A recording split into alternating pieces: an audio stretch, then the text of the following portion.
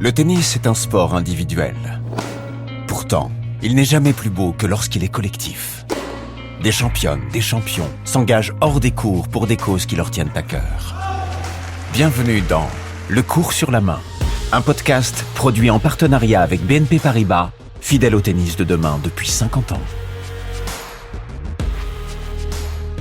Le cours sur la main. Comme dans un fauteuil. Stéphane Houdet, vous êtes le porte-drapeau de cette équipe de France. Vous appréhendez comment ce rôle ? Je pense que c'est avant tout un immense plaisir et un témoignage de reconnaissance de la part de ma fédération française de tennis qui m'a présenté, qui m'a choisi. En 2021, Stéphane Houdet est désigné porte-drapeau de la délégation française aux Jeux paralympiques de Tokyo. Le 24 août, le joueur de tennis fauteuil défile en tête du cortège dans le stade olympique national. Et quelques jours plus tard, il monte sur la plus haute marche du podium dans la compétition de double. Sa 5e médaille olympique, la 3e en or. À travers lui, c'est tout le tennis fauteuil qui se retrouve une nouvelle fois sur le toit de l'olympisme. Bien loin des origines modestes de ce sport, né au milieu des années 70 dans le sud de la Californie.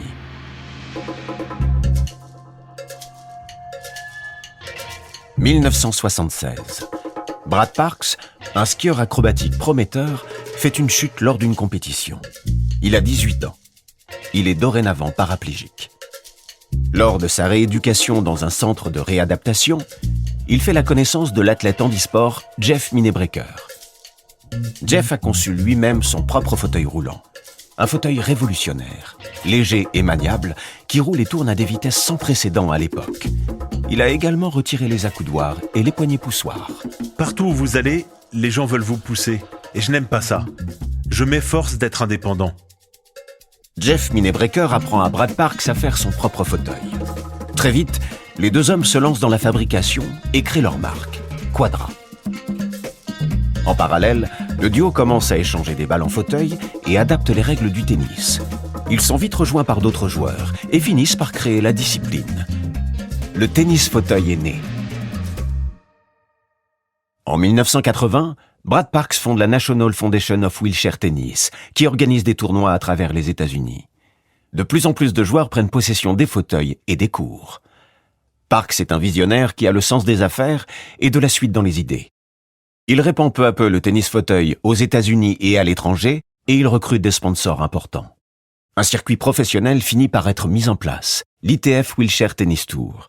Nous sommes en 1992, et la même année, le tennis fauteuil devient paralympique. Alors, racontez-moi comment vous faites. C'est exact. En fait, vraiment, la seule différence entre le tennis en fauteuil et le tennis debout, c'est qu'on a le droit à 2 rebonds. Et il y a quelques coups de tennis, notamment un qu'on pourra difficilement faire, vous l'imaginerez facilement, c'est le coup entre les jambes. Sinon, vous risquez de casser votre matériel. Mais le smash, le même ? Tout pareil. Passing, tout pareil. le même ? Amorti rétro, volée, smash, coup droit d'attaque, service slicé, à plat, lifté. Tous les coups du tennis sont représentés. Même raquette, même terrain, même geste, même façon de compter les points. Mais c'est bien la façon de jouer qui diffère. Au tennis en fauteuil roulant, il faut rester constamment en mouvement parce qu'il est extrêmement difficile d'atteindre une balle si vous partez à l'arrêt.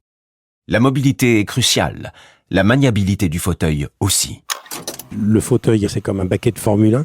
Chaque fauteuil est un fauteuil sur mesure. Les fauteuils de sport, maintenant, comme vous dites, c'est comme en Formule 1. La technologie évolue. Il faut Aujourd'hui, faire corps avec le fauteuil. on doit faire corps, donc c'est des fauteuils sur mesure, c'est des fauteuils dans des matériaux légers mais aussi très résistants.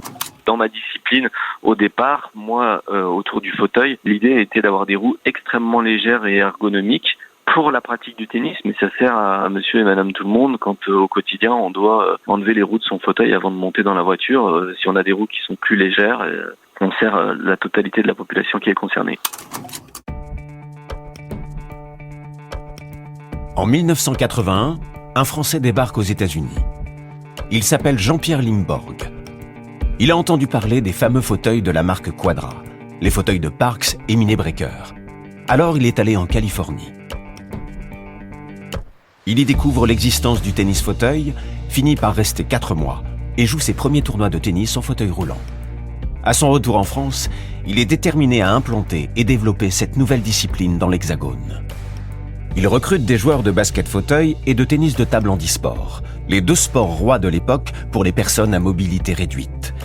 Et il crée en décembre 1981 la première section tennis fauteuil de France, à Antony, dans les Hauts-de-Seine. L'aventure française du tennis fauteuil est lancée, et elle s'étendra même dans toute l'Europe. Le tennis fauteuil est aujourd'hui pratiqué dans 40 pays à travers le monde. Le circuit ITF Wheelchair comptant plus de 150 tournois, dont les 4 du Grand Chelem. En 2017, toujours sous l'impulsion de Jean-Pierre Lingborg, le tennis fauteuil est rattaché à la FFT, la Fédération française de tennis, multipliant ainsi son budget par 10. Le tennis fauteuil entre dans la cour des grands. Sur les cours des grands.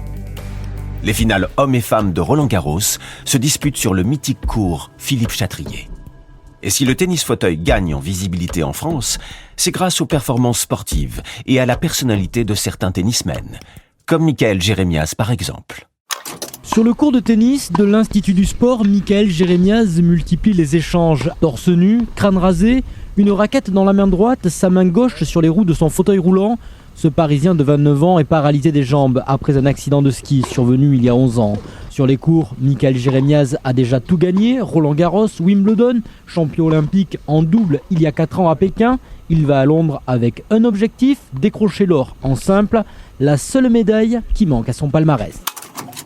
Depuis sa retraite en 2016, Michael Jérémiaz continue à s'engager pour le développement de la pratique du tennis fauteuil et plus généralement pour une meilleure intégration des personnes à mobilité réduite dans la société.